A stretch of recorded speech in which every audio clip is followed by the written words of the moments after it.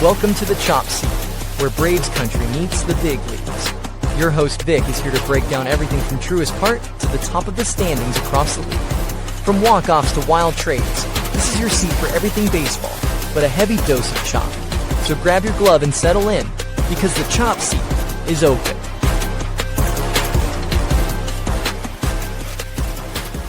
Welcome to the Chop Seat, your favorite place for Braves, baseball, and the rest of the league. I'm your host, Vic, and today is Monday, October 20th. We had an insane game of baseball over the weekend.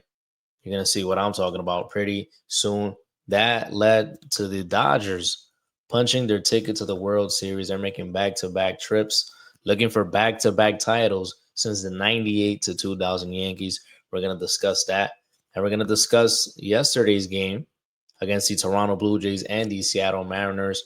A game 7 has been forced. That's going to be tonight. And we're going to take a look at the previous games leading up to that game 7 tonight. And we're going to do a little quick looking into that game 7 that's going to be tonight. We're going to look at who's starting the ball game and who the Chop Seat is going with. You guys should already know who I'm going with. I'll just say now. I've been saying Toronto in the World Series forever. So we'll see when we get into that just shortly. There's no Braves news yet. No, nothing Braves related, unfortunately. Nothing about who's going to manage the Braves. That's probably going to be the first domino to fall. And then we'll see everything else falling into place. But again, no Braves news. So we won't be having tomahawk takes. We still don't know who's going to be managing the Atlanta Braves. So we're going to have to be patient on that. But anyways, without further ado, let's head into our only segment of today's episode, and that's the MLB. It's time for the MLB.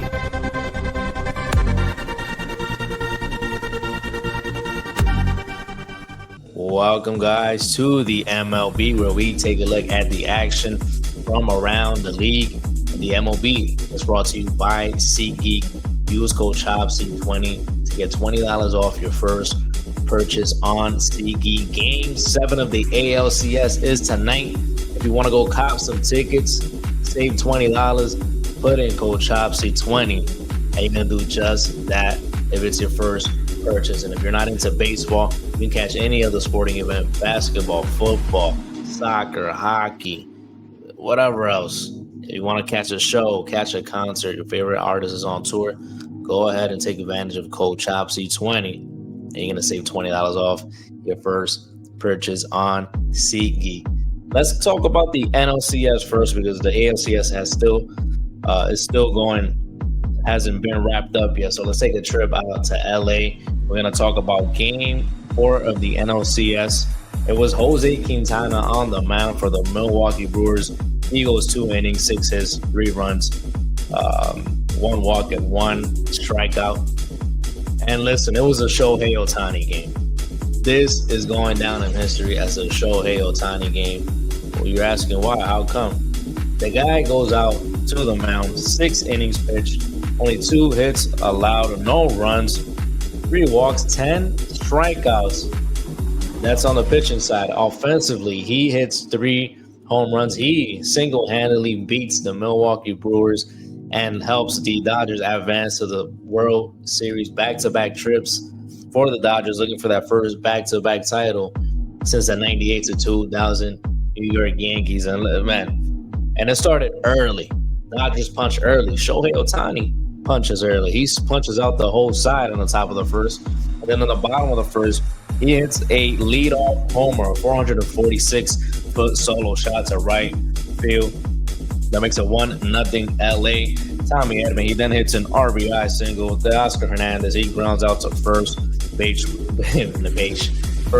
which scores Will Smith. That makes it 3-0 Dodgers early in the bottom of the first. Bottom of the 4th, he's cruising on the mound, but he's up to bat again. Shohei, he's back this time, a 469-foot blast to right center field. That makes it 4-0 Dodgers. And then on the bottom of the 7th, believe it or not, the show goes on. Shohei Ohtani, 3rd homer of the night. This time, 427 feet to center field. 5-0 Dodgers. Again, like I said, Shohei Ohtani single-handedly beats the Milwaukee Brewers. They bring out the brooms. They sweep them out of town in Game 4, and they have clinched a ticket to the World Series. Incredible performance, man. That's a MLB The Show, Rules to the Show type night.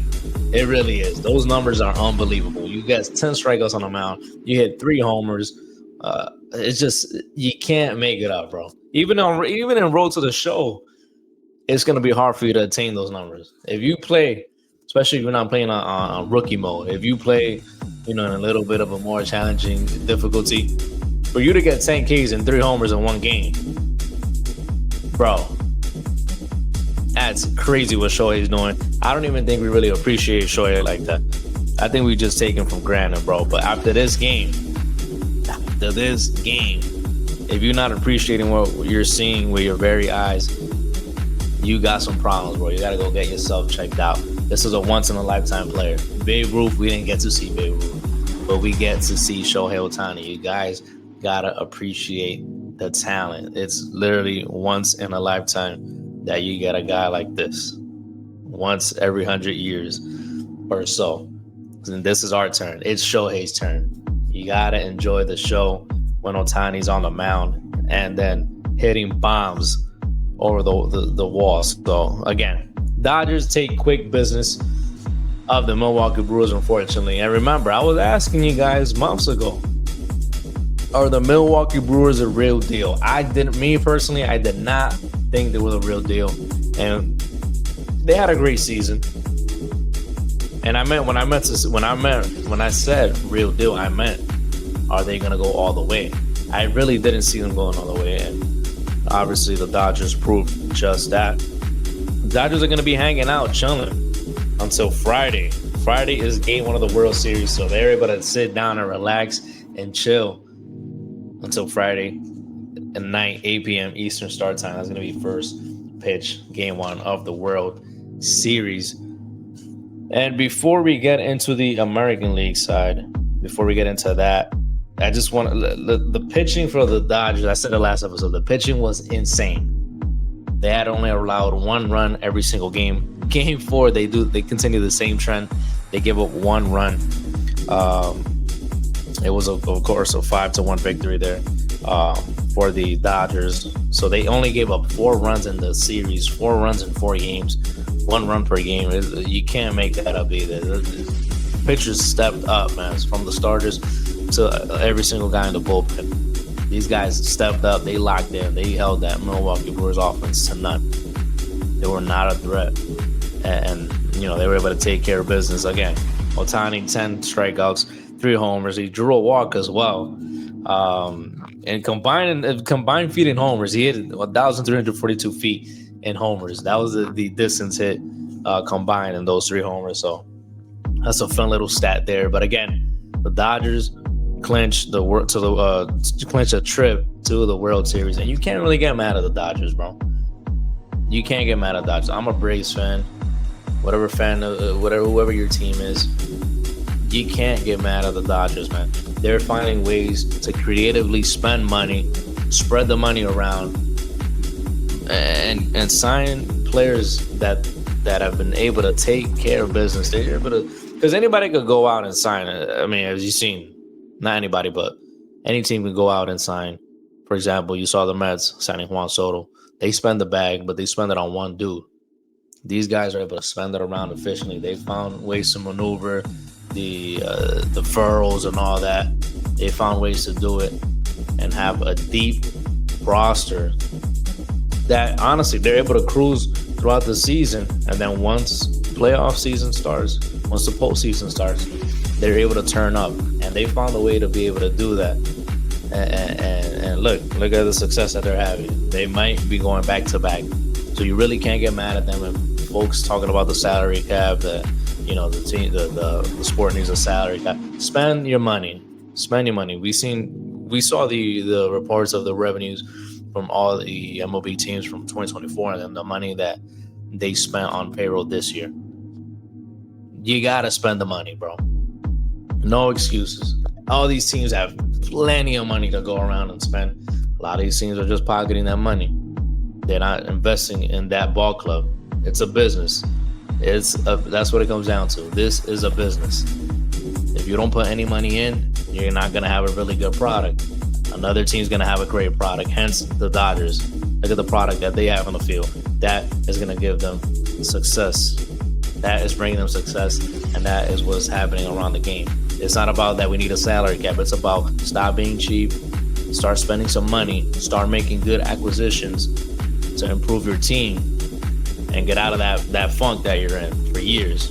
Hence the Pirates, Rockies, teams like that. You got to stop doing that. Stop acting broke. You got fans that are actually going to the game. You guys are making revenue.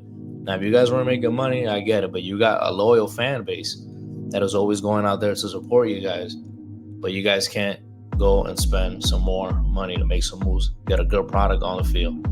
Anyway, that's my rant when it comes to that. I'm going off base right now, But again, congrats to the Dodgers.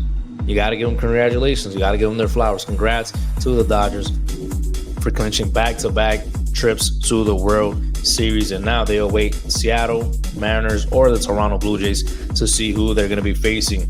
Friday night was game 5 of the ALCS. Excuse me. Remember, the series was tied. This was the last game to be played at Seattle. It was started by Kevin Gausman on the mound for the Toronto Blue Jays. He goes 5 2/3, 3 hits, 1 run, 3 walks, 4 Ks. Pretty good start from him.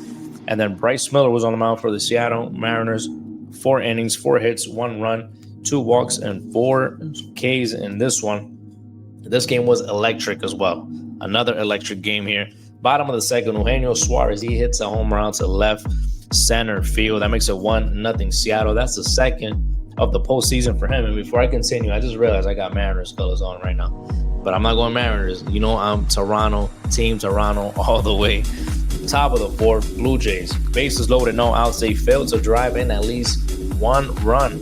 Dalton Varsho, he strikes out swinging. And then Bryce Miller gets Ernie Clemente hit a little nubbler. Cal Raleigh. It was literally right in front of me. He picks it up, steps on the plate, throws to first. That's an inning-ending double play. Bryce Miller gets out of the jam there. Top of the 5th, though, with 2 outs. Addison Barger on second. George Springer, he hits a double that ties up the ball game. That makes it 1-1. And then later on, 1st and 2nd for Vladdy Jr., reliever Matt Brash is able to get out of it.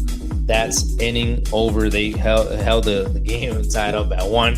Top of the 6th with Brian Wu in relief. Blue Jays are able to score 1 to take the lead on an early Clement RBI single. Alejandro Kirk is sent home. The throw is super wide. If it's accurate, he's probably out by a mile. It was Dominic Canzone making in that throw from right field. But again, it was not accurate. It's not in time. Alejandro Kirk scores. That's 2-1 Toronto. But then in the bottom of the 8th, a big 5-run inning for Seattle. Kyle Raleigh, big dumper. He hits a leadoff homer. That was off of Brendan Little. Tie ball game. The park is jumping.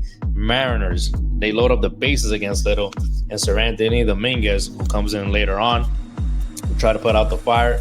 And it's Eugenio Suarez. Remember, he had a homer earlier in the game in the bottom of the 2nd. He takes a 2-2 pitch. He hits it over the wall and right field, 351 feet. It's a grand slam, grand salami for Eugenio Suarez. That makes it 6-2 Seattle in the bottom of the 8th. The stadium is rocking, guys. Stadium was jumping. Crazy vibes out there in Seattle. Andres Munoz, one of the best closers in the game. He comes in the top of the 9th. Not a save opportunity, of course, but he gets the 3 outs. Ball game is over. Seattle heads over to Toronto with a 3-2 lead and 1 game away from the World Series. And listen, going back to that reliever Brendan Little, he did not record a single out. He came in cleanly in that inning to try to hold the game try to hold the Mariners at bay, but he was not successful. But again, 3-2 lead in the series for the Seattle Mariners heading into Game 6. Game 6 was yesterday. We're going to talk about that.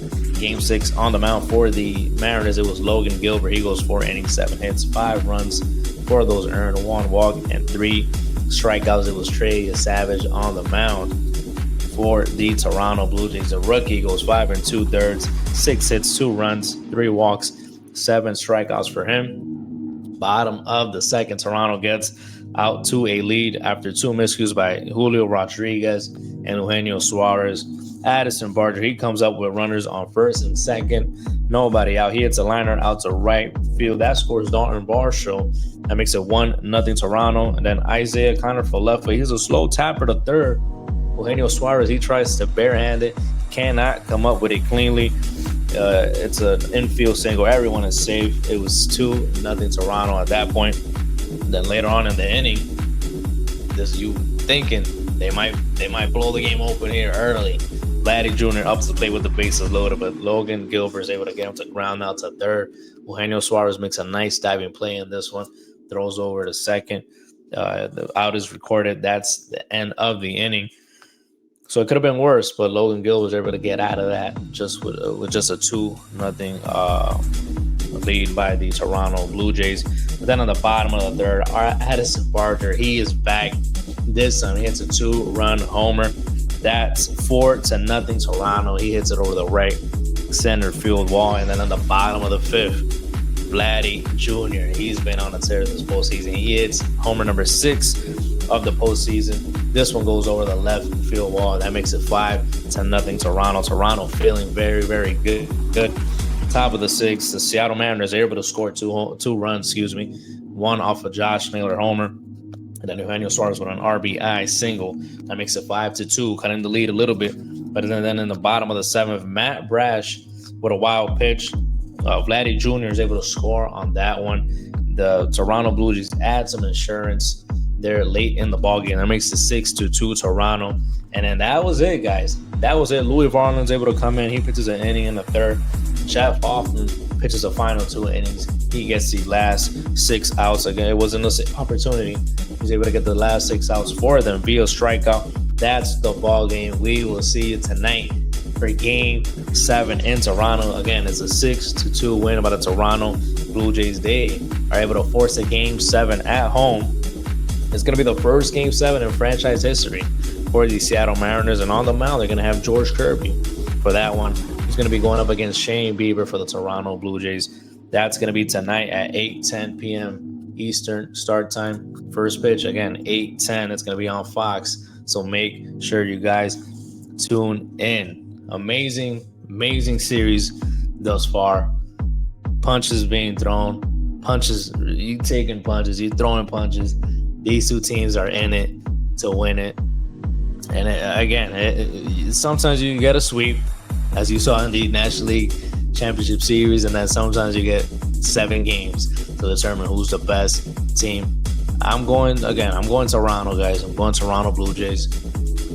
Been saying that it was going to be Toronto Blue Jays in the World Series since maybe July, and I had them going up against the San Diego Padres. I mean, at least I had the division right. It's not the Padres.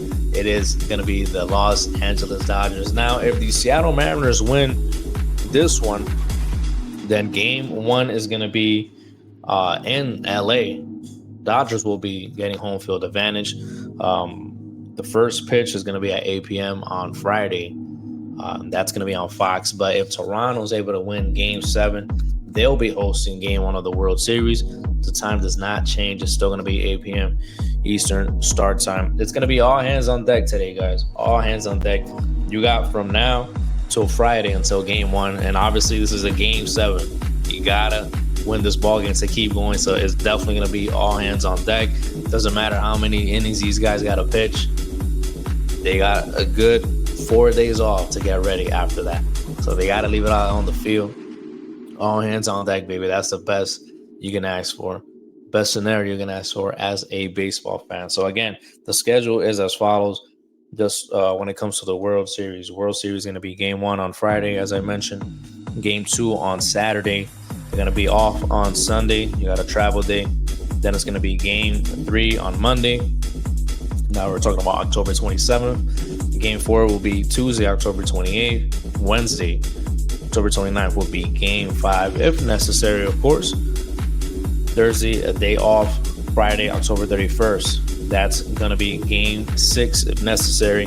And then to wrap it all up, if it's necessary, the final game of the Major League 2025 Major League season, it's going to be Saturday, November 1st. That's a Game 7 if necessary. Hopefully it is, because you can't have any more dramatic way to end the season than a Game 7 of the World Series. So listen, guys, that's all I have for today's episode. Make sure you keep an eye on that Game 7 tonight. It's going to be a big Game 7. And honestly, either any of these teams going in the American League, I think I'm going to have to go Dodgers, bro. I think I'm going to have to go Dodgers. You can't go against the Dodgers, unfortunately. It's not set in stone yet. I see who wins. I feel like Toronto has more of a chance against the Dodgers, but if it's the Mariners, honestly, I might see the Dodgers taking them out in 5. I know it might sound a little crazy, but I just feel like the matchup wise, I don't know. I see Toronto being a bit more of a pest than the Seattle Mariners. But again, we're gonna have to wait and see to see who is gonna be facing them in the World Series. So thank you very much, guys, for tuning in. If you're listening to this, if you're watching, on the video version on YouTube, there's also a audio version to this show, The Chop Seat. You can catch it anywhere you find your favorite podcast: Apple Podcasts, Spotify, iHeartRadio, Amazon, wherever else you get your podcast. Put The Chop Seat into your rotation and make sure to listen to it while you're on the road, while you're driving, while you're at work, so you can stay up to date with The Chop Seat. And if you want to follow any of the social media pages, I got to work on linking it on one of these videos. I got to figure out how to do that soon. But Instagram is at The Chop Seat Pod. And then on Facebook, X/Twitter, and TikTok, it's at The Chop Seat. So if you want to keep in touch, make sure to follow me there on those platforms. Hit me up so we can talk some baseball. That's all I want to do. Chat some baseball with you guys. So again, thank you guys so much for tuning in. We're probably going to catch the next episode. We might do one on Wednesday, but if not, we're definitely going to do one for sure. There's definitely going to be one on Friday before Game 1 of the 2025 World Series. So until then, guys, stay safe. Thank you guys again for tuning in. We will catch you next time on The Chop Seat.